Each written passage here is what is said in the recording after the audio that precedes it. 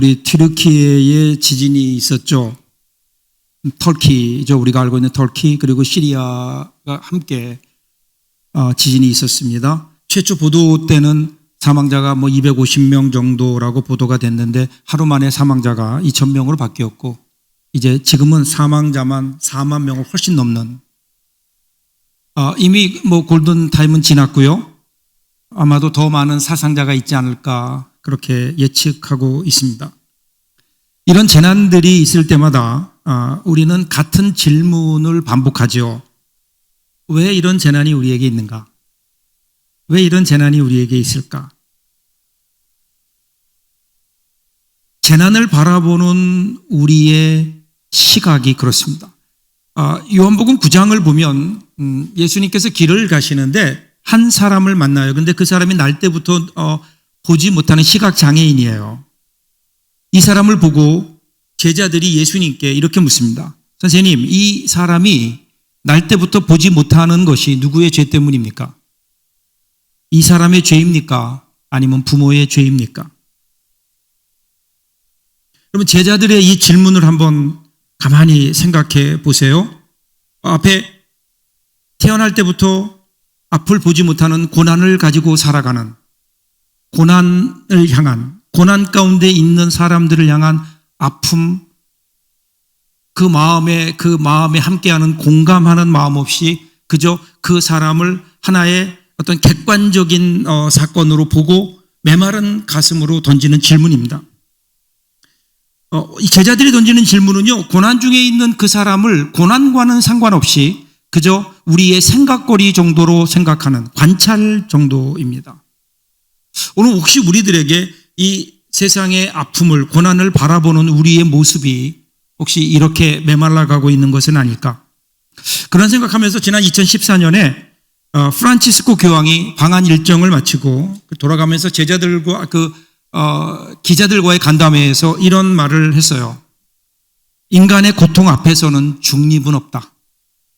인간의 고통 앞에서는 중립을 지킬 수 없다. 중립이 뭐죠? 중립은 판단을 보류하는 겁니다. 여러분, 선한 사마리아 사람 비유 아시죠? 강도 만난 사람을 보고 그냥 지나갔던 두 사람, 제사장과 레위인, 그들은 고통 중에 죽어가는 사람들 그 불행을, 그 고난을 눈앞에 두고 그냥 판단 보류하는 거예요. 중립을 지킵니다. 아마도 그들의 마음속에는 혹시 강도들이 숨어서 보고 있는 것은 아닐까? 내가 저 사람을 돌보다 보면 내가 해야 하는 일에 지장을 줄 수 있지 않을까? 그래서 결국은 그냥 지나쳐 가는 거예요.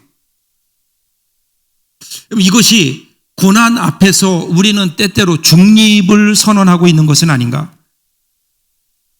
고통받고 있는 사람에게 사랑으로 다가갔느냐? 아니면 중립이란 이름으로 그를 외면하고 있는가? 강도 만난 사람을 보고도 보지 못한 척 중립을 지키며 자신의 길을 갔느냐? 아니면 그 길을 멈추고 고통받는 사람들에게 다가갔던 착한 사마리아 사람처럼 그의 이웃이 되어주느냐? 여러분, 나중에 우리가 주님 앞에 섰을 때 우리 주님이 우리에게 물어보시는 질문 중에 가장 중요한 질문이 이거 아닐까요? 성경에서 분명히 말씀하세요. 내가 줄일 때에 너희가 먹을 것을 주었느냐? 내가 목마를 때에 마시게 하였고, 나그네 되었을 때에 영접하였고, 헐벗을 때에 옷을 입혔고, 병들었을 때에 돌보았고, 옥에 갇혔을 때 와서 보았느냐? 이것이 여러분, 나중에 우리가 주님 앞에 갔을 때 주님께서 우리에게 물어보실 질문 중에 하나입니다. 그래서 고난에는 중립이 없습니다. 고난은 그것을 생각하고 판단하기 이전에 그 고난의 현장에 함께 하는 것이 하나님의 뜻이고 그것이 그리스도인입니다. 왜냐하면 우리 신앙에도 이 중립이 없기 때문에 그래요. 우리 신앙에도 중립이 없어요. 요즘 우리 가운데 있는 많은 신앙의 변질 가운데 하나가 신앙의 중립화가 아닐까. 어떤 노인이 나이가 들어서 이제 임종이 가까웁니다. 임종이 가까우니까 이제 가족들이 그 목사님께 부탁을 해서 목사님 마지막 임종 기도를 하기 위해 오셨어요. 그래서 이제 곧 임종하게 될 그분의 그 노인에게 이렇게 얘기합니다. 당신의 죄를 회개하고 예수님을 영접하세요. 그렇지 않으면, 그렇게 하면 주님 품에 안기겠지만 그렇지 않으면 당신은 지옥에 갈 수밖에 없습니다. 예수님을 영접하고 예수님을 시인하세요. 그랬더니 이 노인이 아무 말도 안 해요. 옆에서 이걸 보고 있던 부인이 재촉하는 거예요. 아니, 왜 당신은 빨리 인정하지 않냐고. 예수님을 빨리 영접하고 천국에 가겠다고 시인하면 되는데 왜 안 하냐고.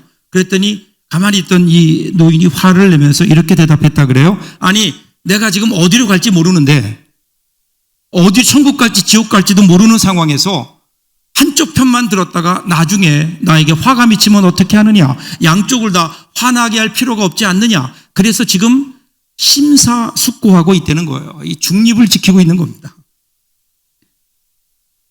오늘 혹시 우리의 신앙이 이 노인과 같은 것은 아닐까? 근데 기억하세요, 여러분. 고통에만 중립이 없는 것이 아니라 우리의 신앙에도 중립이 없습니다. 신앙은 분명한 선택입니다.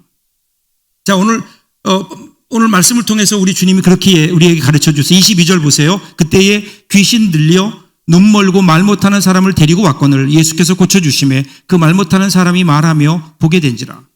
자, 예수님께 한 사람이 나왔는데요. 이 사람은 보지도 못하고 그리고 말도 하지 못하는 사람이에요. 그 원인이 어디 있는가? 왜 그렇게 되었는가? 귀신이 들렸다. 성경은 그렇게 얘기해요. 여러분, 절대로 오해하면 안 되는 게요. 모든 병의 근원이 귀신 들렸기 때문이다라는 것은 위험하고 잘못된 생각입니다. 그렇지 않습니다. 그런데 분명한 것은 오늘 성경은 분명히 지금 그 사람이 말도 하지 못하고 그리고 눈도 보지 못하는 그 이유가 귀신에 들렸다 원인임을 명시하고 있어요.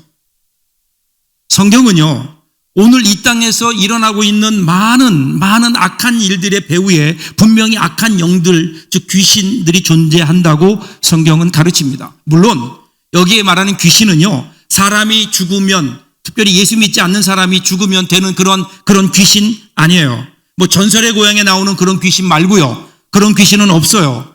여기 말하는 악한 영, 이 악령 혹은 이 귀신들은요, 하나님의 일을 대적하고 방해하는 영 있다고요.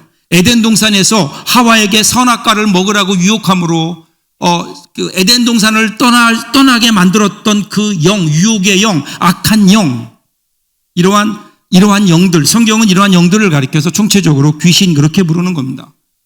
여기서 좀 개념을 정리해 볼 필요가 있어요. 우리가 귀신, 사탄, 또 마귀 뭐 이렇게 나오는데요. 마귀, 사탄 같은 말이에요. 하나는 한문이고 하나는 영어예요. 마귀와 사탄, 귀신의 일종의 우두머리예요. 그러면 귀신은 뭘까요? 귀신은 그 밑에 있는 졸개들이에요. 부하, 그 마귀들, 마귀의 부하들. 그래서 성경을 보면 여기 나오는 귀신들은 주로 복수로 나오고 있어요. 악한 영이 분명히 있다고요. 우리 가운데 오늘도 악한 영이 우리 가운데 역사한다고요. 이 세상에 일어나는 많은 악한 일들 가운데 배후를 보면 거기에는 우리가 알지 못했던 악한 영들이 거기에 숨어서 그 일들을 일으키고 있는 거예요. 그리고 여기서 우리가 기억해야 될 건 그렇기 때문에 예수님께서는요, 단지 그 사람의 육신의 질병만 치료하신 게 아니에요. 그 일을 통해서 사탄의 권세로부터 그 사람을 자유롭게 하시는 거예요. 이것이 예수님이 이 땅에 오신 목적이라고요. 그냥 눈 멀고 말 못하는 이것만, 이런 육체의 연약함과 현상들만을 고치시는 것이 아니라 그 현상이 일어날 수밖에 없는 원인까지도 제거하시는, 즉 사탄에게 붙잡혀 있던 그 영혼을 이제는 거기에서 자유케 하시는, 이것을 위해서 여러분 예수님이 이 땅에 오신 것 아니에요. 자, 그런데 이 사건을 경험한 사람들의 반응이 흥미로워요. 23절 보세요. 무리가 다 놀라 이르되 이는 다윗의 자손이 아니냐 하니. 예수님의 이러한 기적을 보면서요, 사람들의 반응이 첫 번째는 놀랐다라는 거예요. 그러면서 그들 가운데는 이러한 일들을 본 적이 있느냐? 이러한 일들이 일어나는 것을 보니 혹시 다윗의 자손으로 오실 그 그리스도가 아닐까라는 마음들이 생기는 거예요. 혹시 메시아 아니야? 더 정확히 말하면요, 예수 도대체 누굴까라는 호기심이 그들에게 생긴 거예요. 그런데 거기까지였어요. 나중에 보면 그들은 거기까지, 예수님과의 진지한 만남의 자리까지는 나오지 못했어요. 그냥 호기심에 머물러 버린. 여러분, 오늘 우리 교회 안에도 이런 모습들이 있지 않나요? 우리는 분명히 알죠. 예수님 메시아예요. 예수님은 하나님의 아들이심을 알아요. 그런데 거기까지로 끝나는 경우가 얼마나 많은지 몰라요. 그분 앞에 더 가까이 나가지 않아요. 그분과의 더 깊은 관계 속으로 교제 안으로 들어오려고 하지 않아요. 그냥 그 정도 선에서 나름대로 주님과의 관계를 설정하고 선을 그어 놓아요. 그리고 그 선 안으로 들어오지 않아요. 그러니까 예수님의 관계는 그냥 거기까지인 거예요. 좀 더 쉽게 말씀드리면 예수님이 내 인생의 주인이 되는 것, 그것은 원하지 않아요. 그분이 내 인생의 주인이 되셔서 내 인생에 들어와서 내 삶을 좌지우지한다, 이거 원치 않는 거예요. 그냥 내가 필요할 때, 내 인생은 내가 알아서 살고, 내가 필요할 때 내가 원하는 일들, 내가 못하는 일들을 좀 이루어주는 해결사 정도로 예수님을 생각하고 있는 것은 아닌가? 그렇게 예수님과 관계를 그냥 설정해 버렸어요. 그래서 예수님이 내 인생의 주인이 아니에요. 내 문제의 그저 해결사 정도인 거예요. 그러다 보니까 우리 인생 가운데 문제가 생기고 문제가 해결되지 않는 것 같고, 내가 원하는 대로 일이 풀려지지 않으면 하나님의 뜻과는 상관없이 예수님을 원망하고 비방하고 멀리 떠나갈 준비가 되어 있는 사람들. 예수가 나에게 어떤 이익이 있을 때는 메시아가 아닐까 이렇게 외쳐보지만, 그러나 나의 이익과 무관할 때는 아무런 관계없는 존재로 예수님을 그저 주저없이 떠나버리는 사람들이 이 교회 안에도 있죠. 자, 반면에 24절로 보면요, 24절 보면 더 심한 경우도 있어요. 24절 보세요. 바리새인들은 듣고 이르되 이가 귀신의 왕 바알세불을 힘입지 않고는 귀신을 쫓아내지 못하느니라 하거늘. 쉽게 말하면요, 이제 아까 있던 그 무리들의 경우는 예수가 다윗의 자손으로 오실 그 그리스도가 아닐까라는 물음까진 가졌어요. 그런데 이 사람들은요, 바리새인들은 아예 부인해요. 아니다, 예수는 그리스도가 아니라 귀신의 추종자일 뿐이다. 즉 예수님이 지금 행하시는 일들, 귀신을 쫓아내는 것은 예수님이 더 큰 권세, 즉 바알세불, 귀신의 왕의 권세를 가지고 작은 힘없는 귀신들을 쫓아내고 있는 것뿐이다 라는 거예요. 자, 하나님의 아들이신 예수님을 귀신과 한 통속으로 몰아가요. 하나님의 일을 하시는데 그것을 사탄의 일이라고 폄하하고 있습니다. 오늘 이 바리새인들의 모습이 오늘 우리들의 모습이에요. 여러분, 구원이라고 하는 것은, 구원은 전적인 하나님의 은혜잖아요. 그죠? 하나님의 은혜와 십자가의 예수님의 죽으심으로 말미암아 우리에게는 그것이 그냥 주어진 하나님의 은혜인데, 어느 때부턴가 우리는 이 구원마저도 내가 이룬 것이라고 착각할 때가 많아요. 우리의 열심이나 나의 조건이 마치 구원의, 내가 구원받은 조건인 것처럼 그렇게 잘못 생각하고 있어요. 우리 삶을 보면, 가만히 보면 모든 것이 다 하나님의 은혜고 하나님의 인도하심 속에 있는데, 그런데 우리는 그 하나님의 은혜를 잊어버린 채 그냥 우연이라고, 내가 운이 좋았을 뿐이라고, 그때 내가 이렇게 열심히 했기 때문이라고, 여러분, 그 공을, 그 영광을 하나님께 돌리는 것이 아니라 운이라고 하는 있지도 않은 것에 돌리고 나에게 돌리고 있는 것은 아닐까? 하나님이 하신 일을 내가 한 일이라고 착각하고 있는 것은 아닐까? 그래서 많은 경우 하나님께서 우리에게 베풀어 주신 은혜를 그저 내가 그 영광을 가로칠 때가 많죠. 이 바리새인들의 모습, 이런 바리새인들에게 예수님께서 뭐라고 말씀하세요? 25절 26절 보세요. 예수께서 그들의 생각을 아시고 이르시되 스스로 분쟁하는 나라마다 황폐하여질 것이요 스스로 분쟁하는 동네나 집마다 서지 못하리라. 만일 사탄이 사탄을 쫓아내면 스스로 분쟁하는 것이니 그리하고야 어떻게 그의 나라가 서겠느냐. 야, 예수님이 이제 반박하시는 거예요. 그렇죠. 여러분, 자기들끼리 싸우면 어떻게 되겠어요? 스스로 무너지죠. 동네든 가정이든 뭐 국가든 아군끼리 싸우면 그건 방법이 없는 거잖아요. 이게 자중질환이라고 하죠. 그러니까 사탄의 나라에 속한 영들이 나름대로 체계가 있을 텐데, 그들 자신들이 스스로 싸운다고 그러면 스스로 망하는 길인데 왜 사탄들이 스스로 싸우겠느냐라는 거예요. 그러면 그 나라는 망한다. 그렇기 때문에 너희들의 말은 맞지 않다는 거예요. 예수님 반박하세요. 1대0 된 거예요. 예수님이 이기셨어요. 그렇죠? 이어지는 27절 보세요. 또 내가 바알세불을 힘입어 귀신을 쫓아내면 너희의 아들들은 누구를 힘입어 쫓아내느냐? 그러므로 그들이 너희의 재판관이 되리라. 여기 나오는 너희의 아들들은 바리새인들의 한 분파예요. 그럼 바리새인이라고 하는 그 사람들을 보면 그 안에 다양한 신앙적인 모습들이 있어요. 그러니까 이성적이고 논리적이고 율법적인 신앙을 가지고 있는 사람도 있지만 신비적인 경험과 영적인 경험을 강조하는 사람들도 있었다고요. 그래서 그들 가운데는 정말 귀신을 쫓아내는 축기 사역을 하는 사람들도 있었어요. 그러니까 예수님이 오시기 전에도 그들 가운데 귀신을 쫓아내는 일들이 있었다고요. 그리고 이제는 정말 주인 되시는 예수님께서 오셔서 귀신을 쫓아내시는데, 그런데 그들은 지금 예수님의 이 사역을 귀신의 장난이라고 지금 그들은 도전하는 거예요. 예수님께서 이렇게 말씀하시는 거예요. 야, 너희 바리새파 중에도 나처럼 귀신을 쫓아내는 사역을 하는 사람들이 있지 않느냐? 그렇다면 그들도 바알세불, 즉 마귀를 힘입어 귀신을 쫓아내는 것이냐? 할 말이 없죠. 바리새인들은 아마 유구무원이었을 겁니다. 자, 이런 예수님의 지적 앞에 더 이상 할 말이 없죠. 그럼 어떻게 될까요? 예수님 잘못했습니다. 예수님 말씀 들어보니 우리가 잘못 생각했네요. 우리가 편견이었습니다. 우리의 기득권을 지키려고 하는 욕심 때문에 예수님의 일을 부정했습니다. 우리가 죄인입니다. 이래야 되는데 그렇지 않죠. 이 바리새인들은 예수님 말씀 앞에 무릎 꿇지 않아요. 왜 그럴까요? 만일에 예수님 말씀을 인정하면 그럼 어떻게 돼요? 지금까지 자기들이 구축하고 가르쳤고 자기까지 누려왔던 기득권이 무너지게 되는 거예요. 자기의 모든 것들이 한순간 무너지게 돼요. 그것은 자기들에게는 사형 선고입니다. 죽음이나 마찬가지예요. 그래서 어떻게 해요? 예수를 죽여요.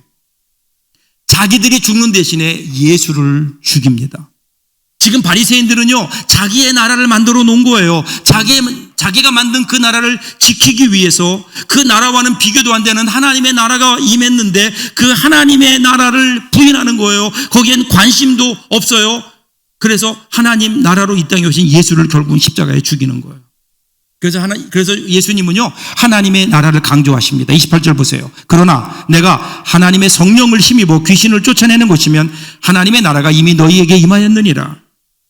예수님께서 귀신을 쫓아내시면서 하시고 싶었던 말씀이 뭘까요? 그것은 하나님의 나라가 임했다는 거예요. 예수님과 함께 이 땅에 하나님의 나라가 임했어요. 하나님 나라가 임했다라는 것은 강력하게 뚫고 들어왔다는 거예요. 그전까지는 이 땅이 사탄이 지배하고 있던 사탄의 나라였는데, 사람의 나라였는데, 그런데 예수 그리스도를 통해서 성육신 사건을 통해서 하나님의 나라가 이 세상의 나라를 뚫고 들어온 거예요. 그 증거가 뭐예요? 증거가 귀신 들인 사람들이 쫓겨난 거예요. 이전에 그들을 지배하고 있었던 그들의 실제적인 주인이었던 악한 영들이 하나님의 나라가 임함으로 그들이 쫓겨나가게 되는 거예요. 더 이상 그들이 주인이 아니라는 거예요. 이 하나님의 나라가 임했다. 그런데 지금 예수님은 바리새인들에게 이 하나님의 나라를 가르치세요.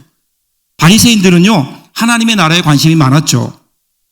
근데 그들에게 있어서 하나님 나라는 종말에 있을 하나님의 나라입니다. 종말에 있을 하나님의 나라. 나중에 죽으면 가는 그 나라.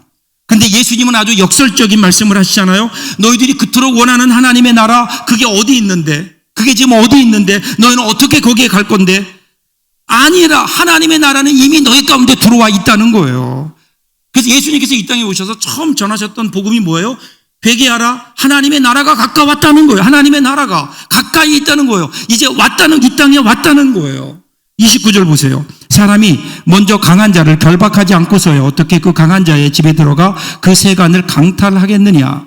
결박한 후에야 그 집을 강탈하리라.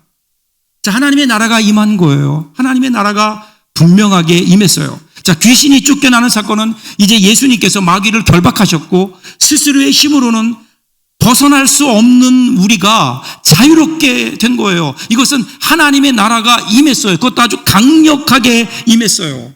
이 사실을 너희들이 놓치고 있는 것은 아니냐라는 거예요. 중요한 것은 오늘 우리에게 이 하나님의 나라가 임했느냐라는 거예요. 하나님의 나라, 그러면 우리는 나중에 이 세상 살다가 죽으면 가는 그 나라만이 아니에요. 물론 나중에 죽으면 하나님 나라에 갈 거예요. 그런데 그 하나님의 나라는 그때만 이루어지는 것이 아니라 오늘 우리의 삶 속에서 이루어지는 거예요. 오늘 우리가 살아가는 삶의 현장 속에서 하나님의 나라를 경험하는 거예요. 여러분, 하나님의 나라는요, 꼭 어디론가 가야 되는 장소가 아니에요. 하나님의 나라는 우리 가운데 임하는 거예요. 이 세상을 뚫고 우리 가운데 들어오는 거예요. 그래서 천국은 침노하는 자의 것이라고 얘기할 때 그것은 천국이 우리 가운데 들어온 거예요. 들어왔어요. 하나님의 나라는 우리가 어딜 가는 것이 아니라 우리에게 임하는 거라고요. 하나님의 나라, 하나님의 통치 아니에요. 우리가 우리의 왕 되심을 인정하며 예수님이 우리의 주인 되시며 성령께서 우리 인생의 지도자가 되심을 인정하며 그 하나님의 통치 앞에 엎드릴 때에, 그때 통치를 인정할 때에, 하나님의 주권을 인정할 때에, 그때 하나님 나라가 우리 가운데 임해요. 그러면 어떻게 해요? 우리 가운데 그동안 우리를 지배하고 있었던 모든 귀신들이, 모든 악한 영들이 우리에게서 물러나게 되고 더 이상 우리의 주인 노릇하지 못하게 되고 예수 그리스도가 우리의 주인 되는 하나님의 나라, 그 나라를 우리들이 살 수 있거든요. 어떻게 해요? 마지막 30절입니다. 나와 함께 아니하는 자는 나를 반대하는 자요, 나와 함께 모으지 아니하는 자는 해치는 자니라. 자, 지금 이 말씀을 하시는 예수님 앞에 지금 누가 있어요? 두 대상이에요. 하나는 무리, 하나는 바리새인. 하나님의 말씀을 듣고 놀랐어요? 혹시 예수님이 그리스도가 아닐까? 아니야, 저 사람은 사탄의 괴수야, 이렇게 얘기하고 있는 그들 앞에 예수님 말씀하시는 거예요. 그래서 뭐라고 말씀하세요? 나와 함께하지 않는 자는 나를 반대하는 자야. 나와 함께 모으지 않는 자는 나를 해치는 자야. 쉽게 말해서요, 하나님 나라에는 중립이 없어요. 중간은 없어요. 나를 반대하지 않는다고 그렇다고 해서 예수님 따르는 게 아니에요. 중간은 없어요. 오직 이 자리에서 그 나라에 동참하기를 결단해야 되는 거예요. 예수님 말씀하시잖아요. 나와 함께 가자, 나와 함께 동행하자. 그런데 이 길은 그냥 갈 수 있는 길이 아니에요. 그냥 갈 수 있는 길이 아니에요. 십자가에 나를 못 박는 죽음이 아니면, 내가 그동안 누려왔던 나의 세상을 포기하지 않으면, 내려놓지 않고는 갈 수 없는 나라. 그래서 이 길에는 중립지대가 없다고요. 그래서 열왕기상 18장 21절 보세요. 너희가 어느 때까지 둘 사이에서 머뭇거리느냐? 여호와가 만일 하나님이면 그를 따르고 바알이 만일 하나님이면 그를 따를지니라. 여호와면 여호와, 바알이면 바알. 분명하게 결정하라는 거예요. 하나님의 나라에 서든지 아니면 마귀의 나라에 살든지 둘 중에 하나라는 거예요. 중간은 없어요. 회색지대는 없어요. 왜 지금 이스라엘 백성들이 이렇게 머뭇거리나요? 바알은 풍요와 다산을 준다고 하는 신이에요. 그러니까 이스라엘의 마음이 흔들리는 거예요. 바알 앞에 가면 혹시 내가 이렇게 원하는 풍요와 다산, 그 원하는 것을 내가 얻을 수 있지 않을까? 그래서 사람들은 하나님과 바알 앞에 머뭇거려요. 그러다 보니까 자신을 구원해 주신, 이집트의 노예에서 구원하셔서 하나님의 백성으로 삼아주신 그 하나님도 포기할 수 없다고요. 동시에 풍요와 다산을 준다는 바알도 포기할 수 없어요. 그래서 어떻게 해요? 그냥 같이 섬겨요. 둘 사이에서 이스라엘 백성들이 머뭇거리는 거예요. 바알 신앙도 아니고 여호와 신앙도 아닌 회색지대가 되어버린. 오늘 우리의 신앙이 이렇게 회색으로 잿빛으로 물들어 가고 있는 것은 아닐까요?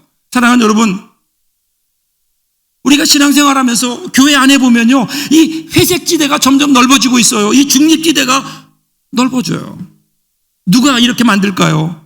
하나님을 모르는 사람이 아니에요. 교회를 핍박하는 사람들이 아니에요. 바로 어쩌면 저와 여러분, 세상과 하나님의 나라를 왔다 갔다 하면서 양다리를 거치고 있는 명목상의 그리스도인들 아닐까요?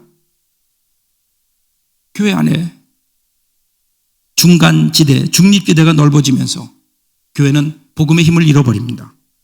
세상보다도 못하게 되어 가고 있는 것은 아닌가. 그래서 토저 목사님은 이렇게 얘기해요. 그의 책 하나님의 편인가 세상 편인가에서 이렇게 지적해요. 하나님이 주시는 복을 받겠는가? 아니면 세상이 주는 계평을 얻어먹을 것인가? 하나님을 위하여 산다고 하는 사람들도 종종 세상 사람들처럼 산다. 세상 사람들은 공개적이고 노골적으로 하고 우리는 교묘히 하는 것이 차이일 뿐이다. 여러분 그렇지 않나요? 우리는 그냥 죄 가운데 머물러 있어요. 죄 가운데 있는 게 좋은 거예요. 그러면서 죄의 습관이나 쾌락을 포기하려고 결단할 마음도 없이 그냥 날마다 용서만 해달라고 그러는 것은 아닐까? 우리의 생활이 왜 이렇게 회색처럼 변해버렸을까요? 왜 이렇게 미지근할까요? 그 이유는 간단해요. 둘 다 포기할 수 없기 때문에 그래요. 그래서 우리가 그렇게 생각하지 않나요? 어떻게 세상에 살면서 세상을 포기하란 말인가? 하나님이 주시는 복이 있으면 그 복도 챙겨야 되고 세상이 주는 복도 챙기는 것이 더 현명한 것이 아닌가? 어느 때부턴가 우리는 양손에 하나는 하나님, 하나는 세상, 이것을 쥐고 포기하지 못해요. 양쪽이 좋아 보이는 거예요. 한 손에는 하나님을, 다른 한 손에는 세상을. 그러다 보니까 우리 신앙이 힘을 잃어요. 주님과의 깊은 교제도 없어요. 하나님 나라에 산다는 감격과 그리고 그 기쁨도 없어요. 사랑하는 여러분, 제발 그 회색지대에서 어슬렁거리지 마세요. 신앙에 대해서 나는 중립이라고, 절대로 중립이라고 선언하지 마세요. 즉시 그 위험한 회색지대를 떠나야 돼요. 그래서 하나님 편에 서야 된다고요. 왜냐하면 신앙의 중간지대는 없어요. 하나님 편에 서든지 아니면 사탄의 종이 되든지 하나만 선택하는 거예요. 신앙에는 중립이 없다고요. 근데 여러분, 분명히 성경이 약속해 주는 게 하나 있다고요. 우리가 하나님 편에 서게 될 때, 그렇게 결단하게 될 때, 그때 우리에게는 어떤 일이 일어나나요? 하나님의 나라가 임해요. 하나님의 권세와 능력, 그 은혜와 하나님의 영광이 나타나는 삶. 그래서 비록 우리가 광야와 같은 이 세상을 살아가지만 그곳에 하나님의 나라가 이루어지면서 하나님께서 낮에는 구름 기둥으로, 밤에는 불 기둥으로 인도해 주시고, 우리가 굶주릴 때 우리에게 만나 메추라기로 먹이시며, 목마를 때에 바위에서라도 생수가 나게 하셔서 우리의 갈증을 해결하게 하신다고요. 이 하나님의 놀라운 은혜, 이 땅을 살아가지만 하나님의 나라를 살아가는 이 놀라운 은혜를 우리가 혹시 놓치고 있는 거 아닐까요? 왜요? 회색지대에 살고 있어서 그냥 하나님도 세상도 놓지 못하는, 오늘 하나님 앞에 한번 결단해 보세요. 그때 하나님께서 저와 여러분의 삶 속에 하나님의 나라를 이루시지 않을까요? 그 하나님의 나라 속에서 영원한 하나님 나라의 기쁨을 누리며 살다가 하나님 부르시면 진짜 영원한 하나님 나라로 들어가는 이 시대의 진정한 그리스도인들 될 수 있기를 주님의 이름으로 축복합니다. 기도하겠습니다.